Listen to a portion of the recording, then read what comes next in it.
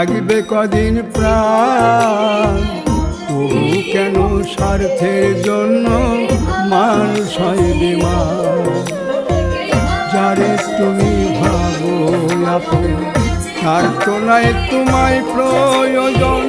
তোমার বুকে রাইখা মাতা খুঁড়তাছে কবর রে, খুঁড়তাছে কবর।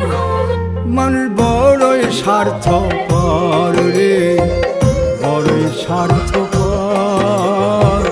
বুকের মাঝে জায়গা দিলে যতন কইরা ভাঙ্গে অন্তর।